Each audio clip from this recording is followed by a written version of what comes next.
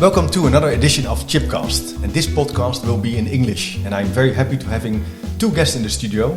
First of all, Julie Lindhorst. Yeah. Hi, Julie. You're an entrepreneur, researcher, management consultant, and also connected to the HBO Center and Nijrode University. Exactly. And on my right hand, André de Waal. Hi, André. Hi, Chip. Good that you are here. You are the academic director of the HBO Center and part of the Finance Function Research and Development Center in the Netherlands. Correct. It's great that you're here. We talked, I think, a year ago in the midst of the pandemic about educational leadership, for instance, and a research you did on leadership and the HBO framework. Very well received podcast. Excellent. But you're always doing research and studying how organizations perform. And you wrote a new book. And I'm just going to put up we printed out the cover because it's, I think, this week or next week. Yeah, we can order it as of the 25th. 25th of May, okay. But then you will receive it half June. June. Yeah. That's great. So the title is Futurize, Dealing with Megatrends and Disruptors, a handbook for the future-oriented CEO. So that's an exciting title. We think it was a very nice title, but I read the book in Dutch. Mm-hmm. Also, and I read the PDF, the manuscript also in English. It's a great book. It's a great read because it's really it challenges you to think about how we are organizing companies and what are trends and disruptors and processes that coming towards us as leaders and professionals. And we're going to talk about that in this podcast. Julie, maybe to start with you, why did you decide to write this book? That goes back a little bit before, because as a consultant I was interested in, I was consulting on organization design and human resources management, and I was thinking, okay, how can organizations really organize in a way that they are, let's say, future ready? Mm-hmm. And also I was receiving questions, so I thought, well, let's just start studying, as it's called, the future of work. And to my surprise, there was not that much yet on the topic, and it was also very scattered. So I thought, well, let's just summarize this, and all of a sudden I thought, well, maybe this is actually a real interesting topic to actually study and do more research about.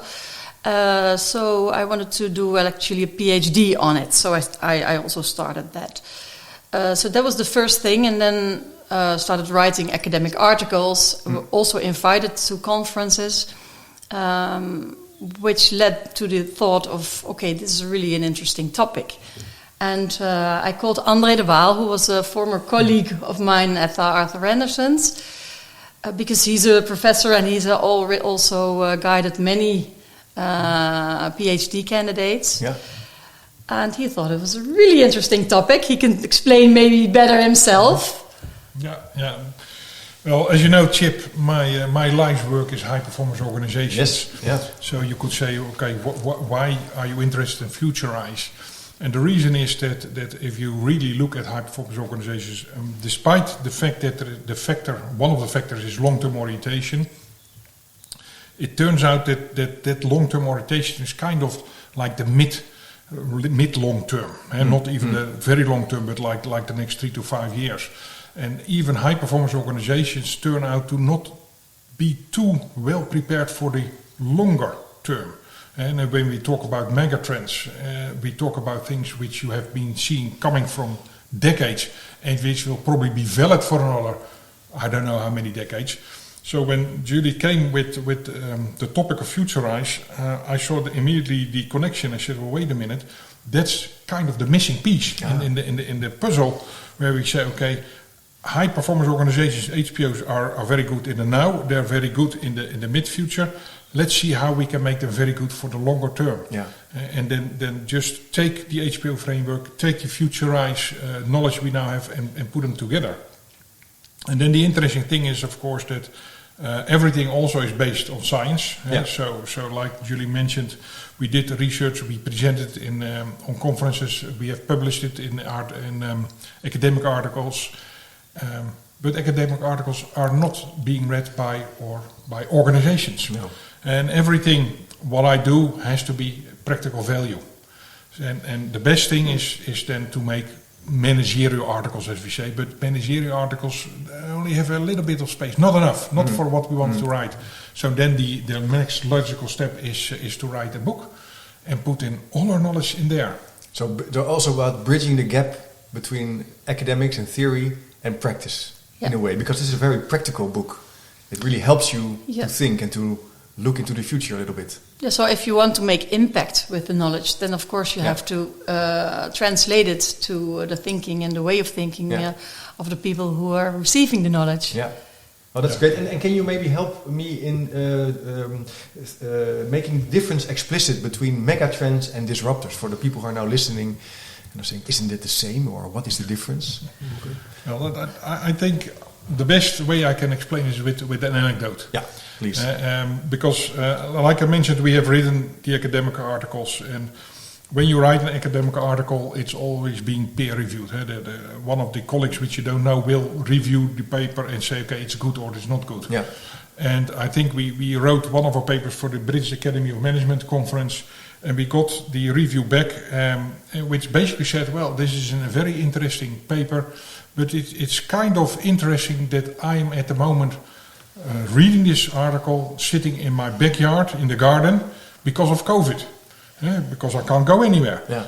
And you guys don't mention COVID even once in your paper. How come? Okay. And the interesting thing is, of course, that COVID is a typical disruptor. It's something which comes, you kind of could expect, like pandemics. We have had pandemics before. Yeah. You could expect a pandemic, but you don't know when, you don't know where, and you don't know what the effect will be. Probably will be big, but you don't know. Megatrends are things which you see, like I said before, decades before, like the population, the aging of the population. You saw that 40 years ago. You could even calculate the age groups per year. And so those are things which might slowly grow. Eventually they get bigger. They will have a huge impact and they will stay there for a few more decades. So those are the megatrends. And then you have the disruptors which come very quickly. Now just to say, okay, so your book is not complete. You didn't put in the disrupt. No, disruptors. Of course, we put in the pandemic. Yeah. But the interesting thing there is like Julie explained, we specifically looked at the effect of megatrends and disruptors on the future of work. Yeah. And like Julie also said, there wasn't much there, and especially on pandemics, nothing. Of course, there is now. Yep. And we have put it in there, but there might be other disruptors which we haven't put in there yet. Which might become much more important in the next few years, as long as there is academic research, because that's our basis. Yep. Okay, that's clear. And Julie, why should companies should they think about the future of work? Why is it important to explore how work will change or develop? Yeah, so that's an interesting question, because sometimes organizations say, "Oh, well, we shouldn't think too much about the future," because first of all, as you can see, it's changing all the time. It's really a chaos at the moment. It's even talking about the disruptive world. So whatever we do is going to change anyway. Another thing is, there's not much time. We have to do an act right now because we're in the middle of a crisis. So maybe we should do the thinking a little bit later. I can imagine these things. However, if you do think about the future, and, for example, think of the megatrends that you know of are coming towards you, and maybe a little bit about disruptors, things that are coming towards you, then, and you do that together, then at least you have a platform and a thing to think about, but also to base your decisions on. And that gives you a common feeling and to act. So if you know, as a leader or a management team, okay, these are the things we're going to act upon, even if they are in the future. It gives you the rest and the peace of mind for now, the mindfulness for now, to do your basic chores and your daily work. So I think it gives you a little bit of rest. Yeah, so focus and rest. Yeah, André. Plus, one of the things I often ask management teams is, when do you start working on the future? Yeah. 2 weeks time, 2 months time, 2 years time? No, of course not. You'll start now. And so that's where the connection is between the future and the present. Yeah. To be able to deal with the future, you have to do something now in the present. So it's not something which you could say, okay, I'll postpone it. Because then it's postponement after postponement after... Oh, it suddenly happened. No, it didn't. You could have been prepared, and that's one of, I think, our main goal, Julie, with the book is prepare, or the message to the organization, prepare yourself for the future, because the future starts now. Yeah, and not tomorrow, but do it now. But I sometimes encounter management teams who say, well, we have a management session end of July, then we're going to talk about the future. Well, that's a good thing to start with, at least if you also think about the future in that session. Yeah. But then you really have to think of all your processes and how can you futurize your processes? How can you make sure that people in your organization, there shouldn't be a department, let's say, the Futurize department. It should go through, as a red thread, through all the processes, the knowledge of the people, the cognitions they have. They have to have an antenna of what's going on. They need to be able to sense new trends. It's a responsibility of all employees. It's not only the leader who is focused on the future. Hopefully, yes, because on your own it's going to be really, really hard. And everybody has their own view on the world and what is going to happen. Mm-hmm. That's what you need to get together. Right? The collective wisdom of the crowds, so to speak, is this what you want to get together. And then having sessions like this is excellent, because you'll be focused and hopefully not being disturbed with all kinds of operational stuff. You think about it. But then very important, and that's what we made sure in the book also, is there is a self-assessment which helps you to have the discussion, but we also ask you to make an action plan. Because just going back to your office and saying, well, that was a very nice day, let's do it again in 6 months' time. That's not enough. Of course not. It's not enough. You need, like I said, the future start now, so you need to prepare for it now, which means you need to have actions now. Yeah. And one of the things we do like it, if you do this structurally, like in the strategic planning session, which you hopefully do more than once per year, at least twice, and some sectors will do it even more. Incorporate future and the futurizing. That's why we made it a verb. It's something which you do, which should be structural and should be repetitive. It's active. Can you share a little bit about how you balance and how you bridge scientific facts or theories or insights with future predictions? You could also it could be maybe a little bit dangerous by saying, "Oh, this will happen or that will happen." Sometimes these trend watchers are also wrong, but that's not what you do. But how did you bridge the gap? Yeah, so it's a little bit dangerous indeed to think that you can predict the future. Let's say, did we know that there were influencers making lots of money some years ago? We didn't. Did we know that there were going to be drone swarm pilots, for example? So you can't predict the future, but you can still prepare for the future. And we are, on the basis of the academic articles, since these change drivers or whatever you call them, megatrends, were mentioned, then at least probably they were sensed by others that they are going to be important. There will be others coming up, for sure. Maybe they haven't been written about them, but you can also look at movements or smaller things can become big. Yeah. But as long as you do these exercises together and just decide on, okay, this is going to be important for us, there's not much more you can do actually. But at least you do it. So it's about preparation or being prepared. Yeah, we don't predict the future. No. We don't even ask organizations to predict the future. But what we do ask them is based on what we already know, which are the megatrends, disruptors. Think about what is going to happen or what the impact could be on your organization, both as an opportunity and as a threat, because opportunity is often forgotten. COVID is, I think, a very clear case where, it's all bad. Well, there have been some organizations where are doing very, very well in the COVID period, which is an opportunity. So keep an open mind there.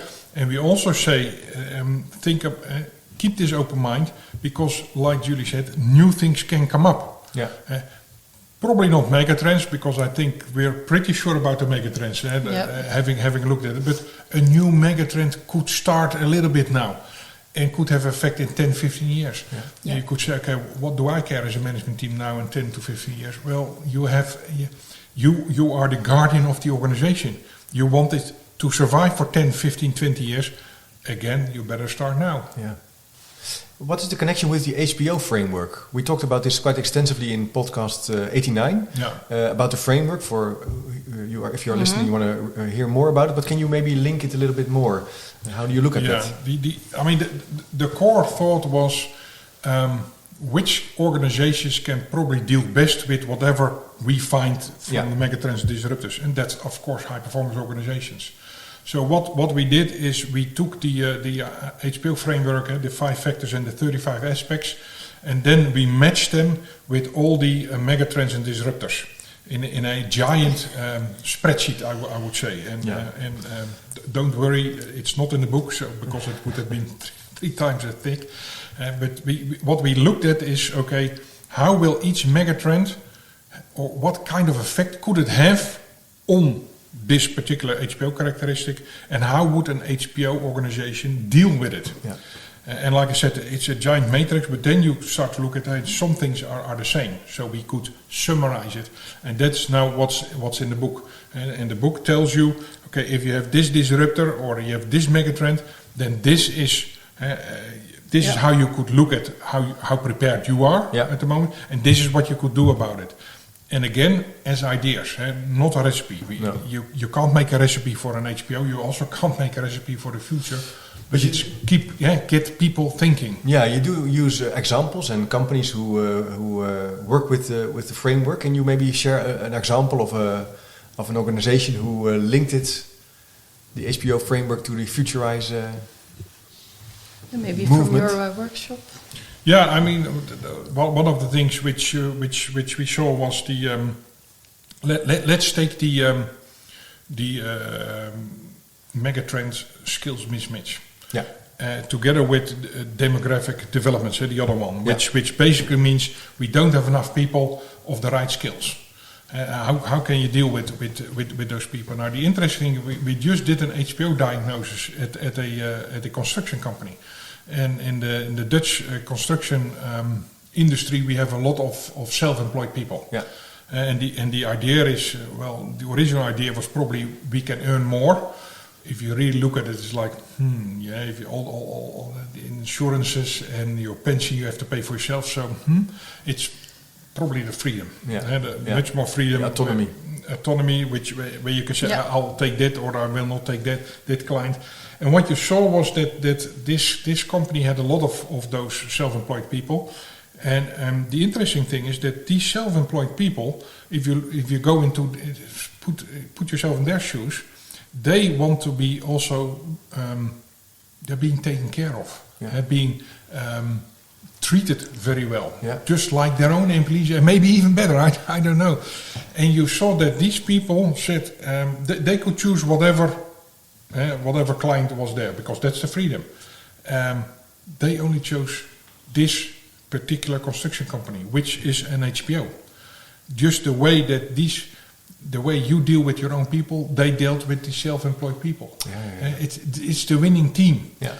So they were very good at that, and they could even take it a step further. If you look from a Futurize point of view, we said, okay, they are now very happy with you. What you need to do, you are an HPO, make sure that you stay an HPO. Also in the face of all those disruptors and megatrends. And take those self-employed people on the road, on the journey with you. Have discussions with them also. So that's a way actually to make a link between the mismatch of skills and also economic developments, and help and organizing a way that you are an attractive company for professionals who have their own individual company. Yeah, and that's a way of battling and futurizing the workforce. Yeah, so a lot has been said already on various media on the Great Resignation. Yeah, and that doesn't have.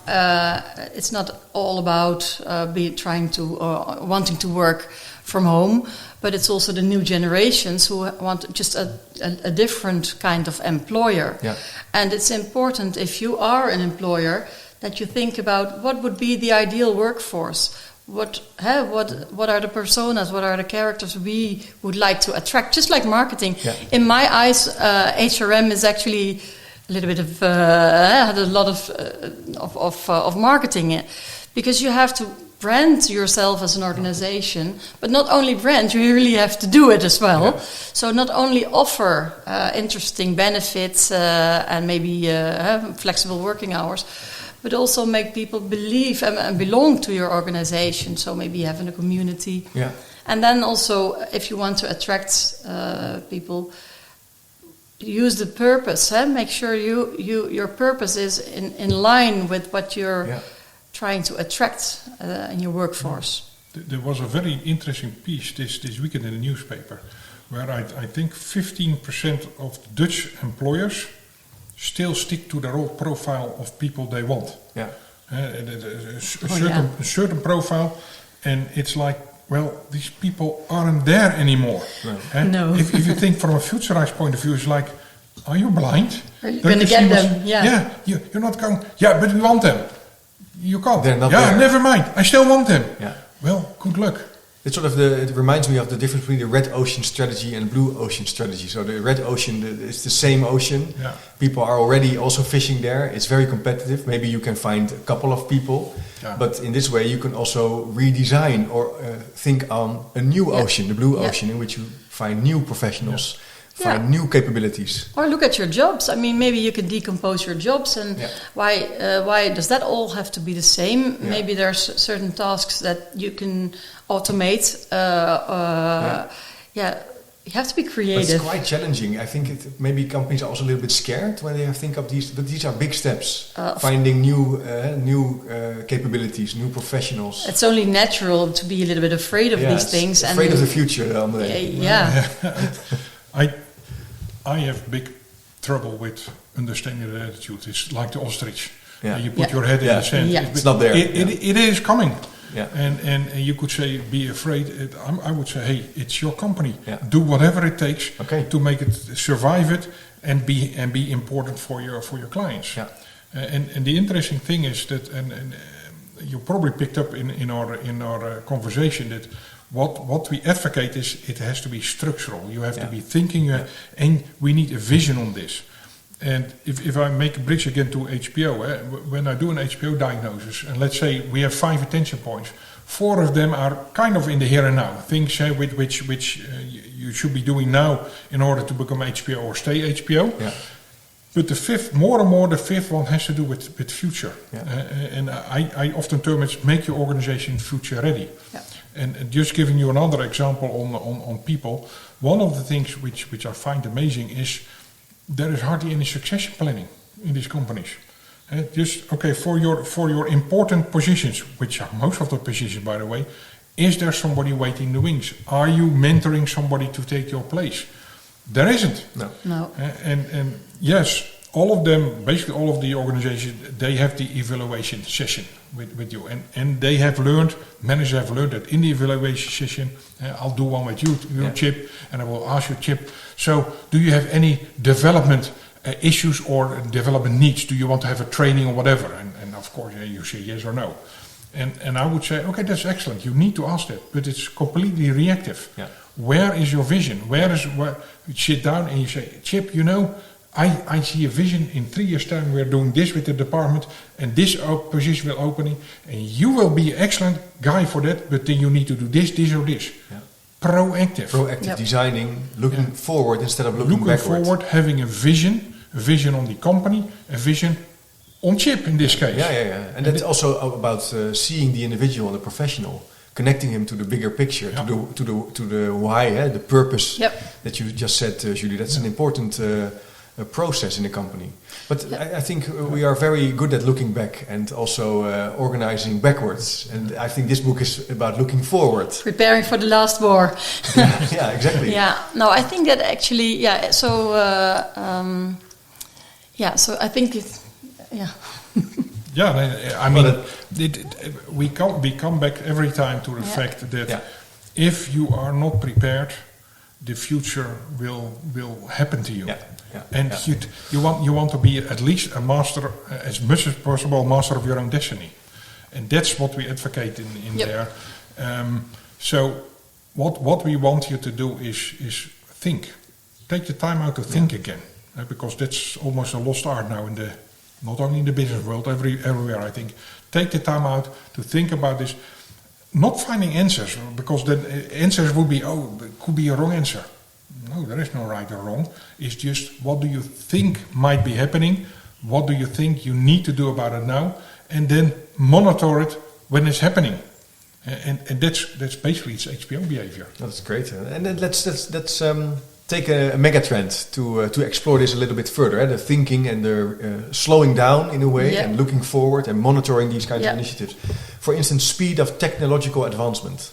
So things are going quite quickly in tech, and then virtual reality is booming. I just did an interview at the University of Amsterdam where they help children dealing with anxiety and anger with virtual reality. Yes, exactly. Yeah. Nice. And the research is quite exploratory, but it's quite promising. Also because there's no skilled labor available.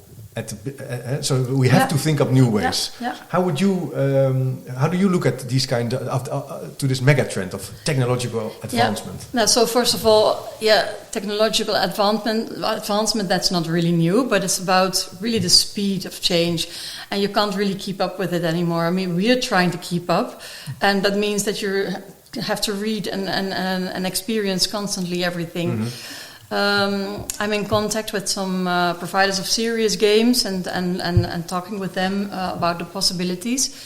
But it can really be a solution, for example, to employee shortages. If your own example, for example, if you look at companies that don't have people, why would you not do the onboarding completely virtual? That is an option. Yeah.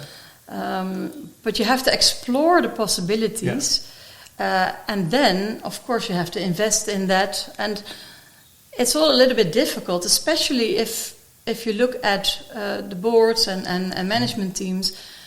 They're not everywhere really quite tech savvy, and André knows more about that.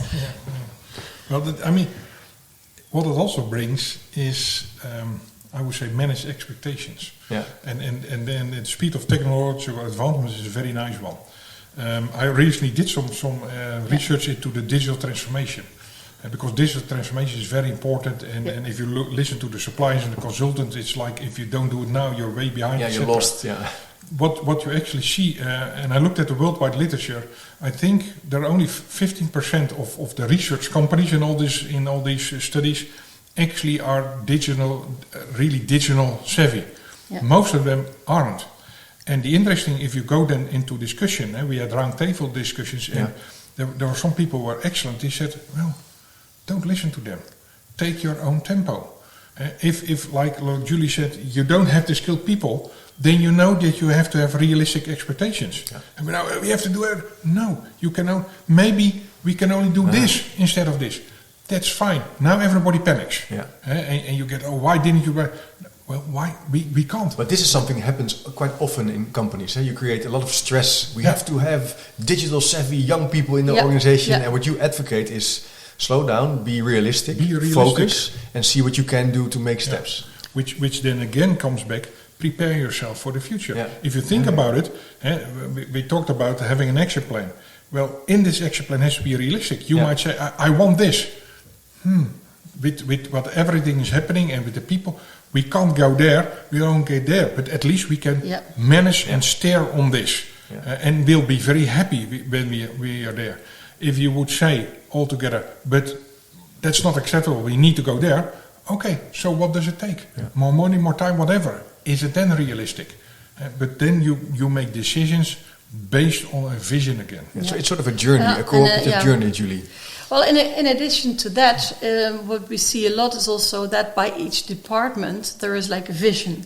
But if you don't work together, then everybody is going his own road. So if the ICT department has a vision to do digital twins, but the HR department doesn't know anything about it, then of course they're not going to solve any shortages on the employee market. And that's also why we wrote this book in a holistic manner. So look at it from a holistic in a holistic way, which is also a little bit dangerous, because if everything has to do related to everything, you can't decide anything. Yeah, then nothing is connected. Yeah, nothing. If everything is connected, nothing is connected. But you do propose that you bring these people together, explore these kinds of megatrends instead of being sort of working in silos. Yeah, so having different departments who have their own Futurize plan. I don't even propose it. I think it's the only solution to, that's just what André said, to use your collective wisdom, and not only within your organization, maybe even with the market trends, with the suppliers, etc., and the whole chain. And Julie, can you share something about how do you do that then? Because there are different megatrends, for instance, speed of technological advancement, skills mismatch, changing workforce composition. It can be a lot. How do you do that? Is there sort of a workshop or a framework to work on it? So we shared actually our knowledge and the self-assessment in the book. But of course, if you want to think of a way of working, you can just start small and invite stakeholders of the organization and within the organization. So don't forget the employee representation, don't forget maybe clients, and get them all together. And first ask how, what do you think, if you look at these megatrends, how do they impact? Will it be a high impact, low impact? Just give it give your thoughts about it, and then you'll see probably that there's, if you look at 14, that there's maybe 3, 4, 5 that really stand out, and others that have maybe impact but less. The discussion about it is already interesting. And we also asked them, is there maybe something in your specific industry that you missed? So, for example, in the food sector, obesitas is a really a big problem for society. So that's something that they mentioned, and that they have something to take into account for their products. And then you start the discussion, okay, how prepared are we actually if you look at that megatrend or this disruptor? And again, there's discussion about it, because one person may think it's really prepared, and others say, well, we didn't do this, we didn't do this. And then all of a sudden, so you get these good discussions and a group process, and that process you can repeat within your organization. So start small, explore, have a sort of a deep dialogue based on the megatrends. And the self-assessment is a vehicle in the book that can help you structure it. And it's also a visual tool, because we make a heat map where you have on the one hand the impact, and the other axis says how prepared you are. And I remember, Julie, that workshop where we had again speed of technological advancement, which was high on the impact, but also high on the preparedness. And so it was kind of in the quadrant where it says, okay, just monitor this, but you're pretty good. And in this management team and some extra people, there was this one person who said, well, wait a minute, I also scored a high on impact, but very low on preparedness. And it's like, well, you're wrong. I said, no, we have been starting a lot of stuff, we are experimenting it, but we have not implemented it. It's only small groups, or people are not tech savvy, they're not prepared on this. Yeah. So actually, yes, it has a high impact, but we're not prepared at all. And then the rest of the group said, well, wait a minute, you're quite correct. Let's review all the things we're doing, because we're thinking prepared. Being busy with something is not the same as being prepared. So that was a real eye-opener for them. I can imagine. And so they constructed a new heat map, which looked a bit more urgent than originally. And I think that's the value of this whole exercise. Exactly, Let's explore a different megatrend. Increasing inequality, for instance. That's something that's quite high on the agenda, I think, in the Netherlands, but also worldwide. Inclusiveness, equal rights, a very big topic, I can imagine. Also, can be a little bit maybe challenging to bring it on the table. How did you find this trend, and what does it mean for a company? Yeah, so how we found it was actually mentioned already in the articles. What you see is that not everyone benefits the same from certain things, like so people whose job will disappear, for example, because of the automation, they can be easily left out. And if you look at the shortages in society, in certain sectors at least, you would actually really need everyone, and then there's even a need for inclusiveness, not only because it's polite and nice to include everyone on your job market. It's also an economic driver. It is an economic driver if it wasn't for your purpose really to already to include. Let's face it, everything in the book is economic drivers. Yeah. Because it has to do with the future of work. Yeah. And if you look at inequality, it's kind of upsetting if you really look at it, because I mean there's one group which is now finally being dealt with after all these years, which is the women.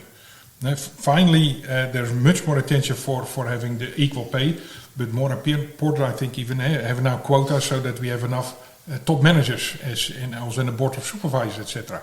But that has taken us decades. Yeah.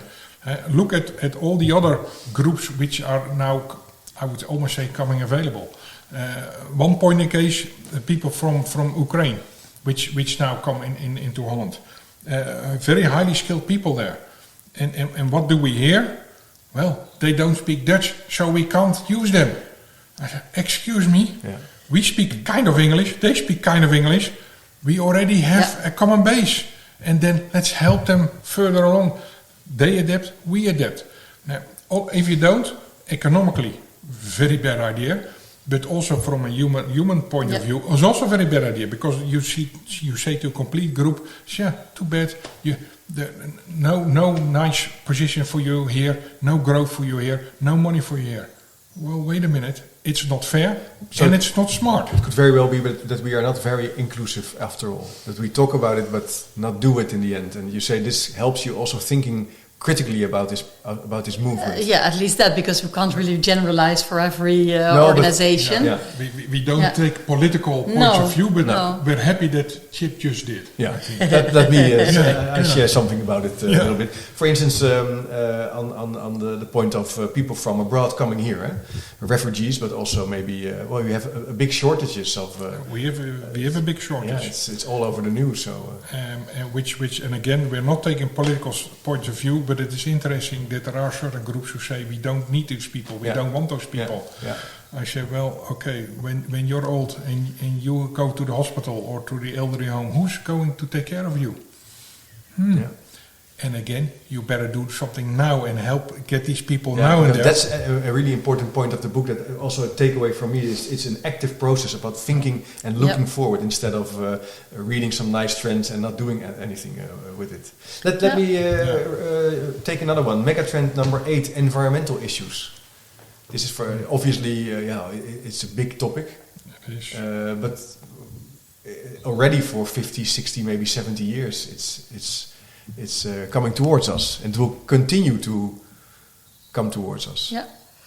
If you look at the younger generations, then you see, and I'm really happy about that, an increased awareness of where do I want to work, and that is with an organization that is really sustainable. So that would be even if you wouldn't have a sustainable way of organizing your firm or organization, and at least do it to get more employees, because that is what they're really looking for, sustainable. And they're right, because they are the future. But do you think that young people are more aware of sustainability? I know they are. Is it backed by data? Because sometimes I think I don't know. I just don't know. It's an open question.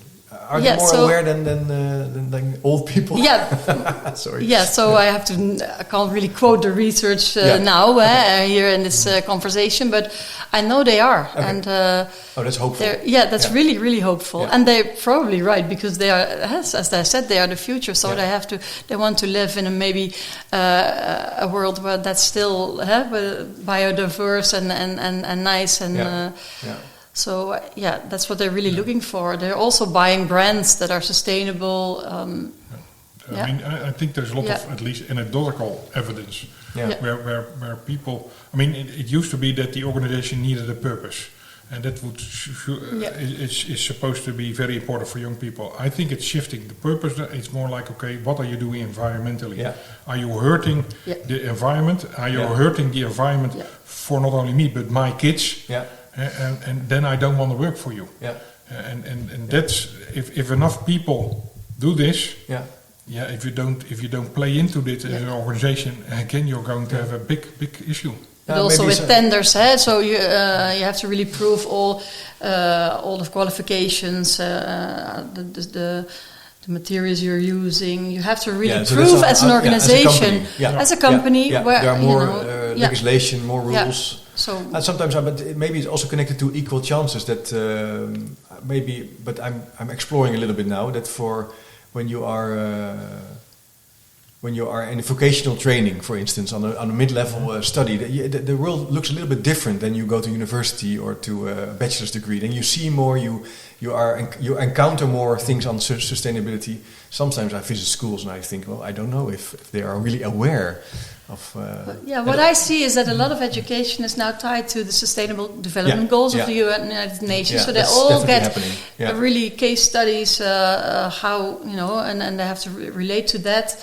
An example of the Knowledge Mile in Amsterdam, where organizations are organized around sustainability of their direct environment, and the students have been taught about that, and I think it's really good. So it's a positive movement, but it really has consequences for your company, how you organize, how you make decisions. And for everybody, you can't ignore it, but you don't. I hope you don't want to ignore it. And I find it interesting in your remark. You said, okay, if you do bachelor's and masters, that's okay in the vocational ways. The interesting, if I go one step further, and even to the PhD, what you now finally see, I think since 2 years or something, if you for certain conferences, academic conferences, you now have to indicate which of the economic development goals you are targeting with your article, with your research. Yeah. And the interesting thing is, you could say, okay, so we have more attention for this. Yeah, but you could also 180 degrees. If they wouldn't ask for this, as the conference organizers, would we then think about it? Yeah. So now we are forced. Yeah. Yeah. So it's kind of my message here is, you have to force it everywhere. Yeah. You have to keep on paying attention. Organize it. Enforcement is important. Enforcement is important. Yeah, maybe you will always have initiative, always have individuals. At the same time, you have to organize it. You have to structure it. You have to make it aware and visible. I mean, from an individual point of view, and for the academic conference, it is kind of individual because we are only individuals. Yeah. For an organization, you can't just depend on the individuals. No. Because if you don't have them, too bad. You might have them, but if you don't deal or give them the freedom to do it, they might leave. Yeah. So again, you have to be, as a management team, much more proactive. Yeah, you have to have a vision, you have to have a strategy, you have to futurize. Yeah, it's really interesting if you look at the enforcement. For example, we have then the research is really related to decent work and economic growth. So we were also forced to think about, okay, how do our suggestions contribute to decent work? And that's why the chapter on sustainable work environment came up, and then we saw a lot of examples. So it was really, actually, you can also see it as a solution for things. So that's good, but it's in that way, it's a positive book. It's a book about hope, about structuring, about realizing, about using these kinds of trends to be sustainable and to make it a better world. Yeah, great. Well, thanks. I think we can talk for hours about this book. Are there maybe what is then maybe a last question? What did this book bring about new questions for you? Things that you did not find answered, or you are doing your Shall PhD? I do first? So for me, as a psychologist, I'm actually also interested in the individual capabilities of future readiness, because of course an organization exists of individuals, and one of the things is, how can we learn to prepare for the future? Are that specific skills, cognitions? So that is something that I also look into in my PhD. Okay, that's interesting. So the individual dynamic capabilities. Dynamic capabilities. Yeah, and for me, and I will be starting this is into skills mismatch. Yeah. Which it's fascinating to see that the lots of organizations say, okay, the people we get from university or from vocational high schools, etc., they know a lot, but they can't do anything, and we need to train them. Yeah. So how do you prepare for this? And how can you make sure much more in like an ecosystem work together with those educational institutions where you say, okay, let's do it together. Because knowledge is important, theoretical knowledge, but also practical and the connection. So I want to know what are organizations actually doing and how can we create this ecosystem which will have winners in every part of the system. A win-win and an ecosystem of high-performance thinking and working. Oh, that will be very nice. Very nice. Yeah, well, it's great to talk to you about this great book, Futurize, Dealing with Megatrends and Disruptors, a handbook for the future-oriented CEO. I will put a link in the description of the podcast, and you can order or look into the book. Don't forget to check the website, chipcast.nl, for more background information. Some of the linkages will also be there. Most of my conversations are in Dutch, but increasingly I have international guests, and you can also click on the English button, and then you can find it in your own language. Thanks, Julie, André, for your time. Thank you for inviting us. Yeah, it was great. Until next time. Yeah. Thank you.